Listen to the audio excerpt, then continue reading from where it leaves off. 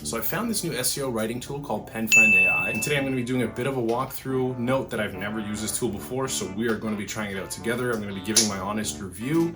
There's thousands of different SEO tools out there. Is this the one? Stay tuned and follow, please. All right, so let's get to it. We're going to test out Penfriend AI today, see what it's all about. First things first, it tells you to type in an SEO keyword to generate the content. And just for the record, this is my first time trying this. I just got the account. I get 3 free articles, and I'm going to give a completely honest review of this. So I've already kind of did some keyword research. I want to do a blog. This is for my site. This is not really even a client site right now. I want to do AI business automation. So yeah, let's see what happens. So type in a keyword. Now it says it's generating titles. It's making over 20 titles. My thoughts, I think the best writing AI tools usually break it down this way. They give you a title, they let you generate an outline and potentially edit an outline, which is for me the most important thing, is that outline part. So I'm hoping I get to edit that, which probably I would assume so. A little drink while we wait, non-alcoholic. All right, so I'm sweating like a whore in church. All right, so we got some titles here. Which one do I want? First of all, how are they breaking this down? 6 data-backed AI business automation trends shaping 2024. That's pretty good, data-backed. I like that. I think titles are super important, so it's a good starting point. It says clickability. So they got a little breakdown here, little table. It's got clickability, readability, SEO score, and then overall score. Revealed 10 data-driven AI business automation tools, revolutionizing. That's all right. You know what? I think I'm going to go with the first one. So we're going to choose that. It's going to user credit. Fantastic. Your pick will lead to amazing content. Well, I sure hope so, Penfriend. Those are very nice. Very, very positive vibes so far. So now it's choosing the right content plan. That title is a top choice. Good job, they say. That's good. Drafting a blog structure. That's going to be important. It's going to be interesting what comes out of it. All right. So we have an outline. I wonder if oh, we can edit it. So that's great. That's perfect. So give me some extra keywords. What I do, and if you've seen, kind of going back maybe a year to my other videos, I come prepared. So I have a outline of my own that I think is a bit of a different direction. Examples of AI automation in business. So I wanted to give it a bit of a different structure. So I'm breaking it down into different departments, right? So how to do business automation, and how you can actually use it in the marketing department, on the sales team, human resources, IT, and finance. This is what I have so far. So I'm going to try, and then I obviously indicated H2 and H3 tags, which is important for SEO. So I think I'm just gonna try to put this in here. For best quality content, no thanks. Oh gosh, so I'm gonna have to manually do all of this. Can I just not paste? All right. Well, you know what? I think that's gonna take too long for the video. All right, well, let's just generate the article based on their suggestion. All right, so it looks like we have something. Let's kind of starting to write. I'm just going to do a quick. All right, so it just gives me the introduction, and I think it's still writing the rest. While we wait, let's do a quick test. I always run this through. I use a bunch of different AI content detection tools. Super important, I would say. And this one, it just tells me whether it appears human or it looks like AI. It reads like AI, although there's only one sentence in the red. I feel like if you were to change up that one sentence, this would convert. So, not bad. Okay, good start, I would say. So it looks like it's sourcing stuff, which is interesting. According to a study, technology can increase productivity. Well, I'll do that later. But let's do a quick check of how this actually sounds. I like to use this tool called GPTZerp. I use it all the time.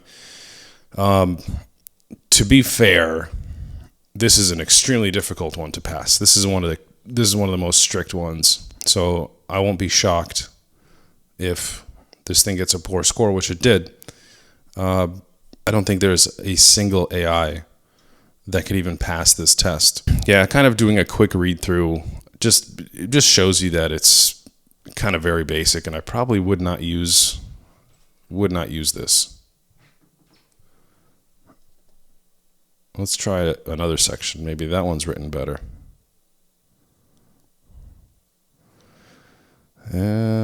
So we got 1% mixed again.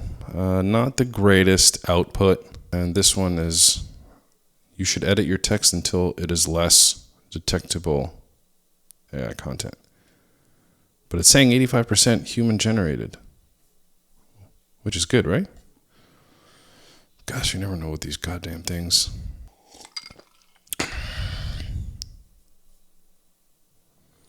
Your text is human written. See, again, the GPT-0 one is actually overly strict. So you can tell on some of them it's a bit mixed. But I don't like it gives you a pretty lengthy article, which is pretty good. As Fei Lee notes. Well, they got, texts and they got sources in here too, which is pretty good. But you do have to check those out. That's a really good one. I don't know how exactly they're doing that. 5 tips. 67% of respondents. That's kind of an interesting way. I mean, this is a very, very long article, and there's a lot of different breakdowns. So, copy without formatting. Is this it? Is this all? Yeah. So, give me an article. We've just saved you 297 minutes. It would have cost you $1,400 if you were to pay someone. I need to be charging these rates. How's it? Wait, 297 minutes. 297 divided by 60. Yeah, this would take 5 hours. 5 hours at what rate? 1486. 86 divided by 5 hours. Yeah, if you're charging $300 an hour, what kind of writer does that? This is Ernest Hemingway. Anyway, so it looks pretty good. I think I would like for it to be easier to add your own outline. You guys saw that previous screen. Like if I was to add everything here, that would take me a long time. But I think I would get a piece of content that's closer to what I like.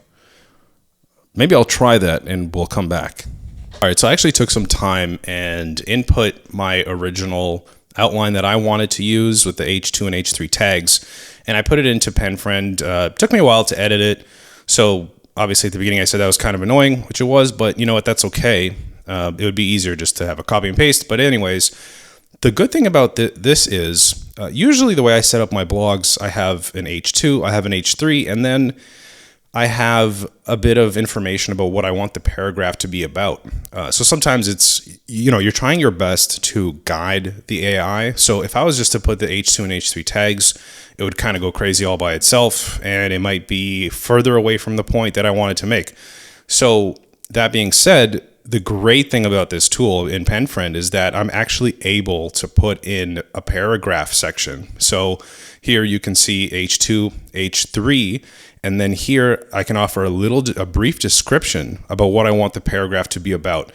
Sometimes it's self-explanatory, like creating a white paper. This is the business automation blog. That's self-explanatory, but content marketing is very broad. So I'm able to actually put what I want this paragraph to be about. So that's kind of nice. And then this is what I got. I'm able to copy and paste it from Penfriend. They gave me like a 6,000 word article. It was absolutely insane. But there's a lot of great stuff in here. Keep in mind, this is something that I will have to go in and edit certain sections to add a human touch to it. to eventually throw off an AI. So I would never post it just like this because it's still going to appear very robotic. It's almost impossible to pass some of these AI detection tools. So what I was actually able to do, I got like 2-3 blogs out of just that one blog because it was 6,000 words and the AI kind of did its thing and went over and over. But another great thing, it's using stats here. I was able to cross-reference and find these statistics on Google. Some of them I found and some of them I didn't. So you got to be careful when you're finding those sources, but that's a great thing. It actually uses links. It uses relevant examples from real books and real like real studies and research papers. So that's great. So at the end of the day, I was going to give it a kind of a bad grade. I'm not really going to give it a review, but it's a good tool. And I think it's definitely comparable to a lot of the other tools out there. Probably even better in a lot of regards. You know, a lot of these SEO tools like SEMrush and Ubersuggest, a bunch of them have integrated their own AI feature that is completely garbage. They just added it to be part of the hype train. Penfriend is an AI, is a SEO writing AI first, right? They didn't have anything before that. So you know that their focus is heavily on SEO, and you can tell that in the preparation for each blog. So that's about it. Hope you guys enjoyed this one. Let me know what you think. If you're going to use this tool, any questions, please follow, please subscribe. I'm going to continue these. Thank you again.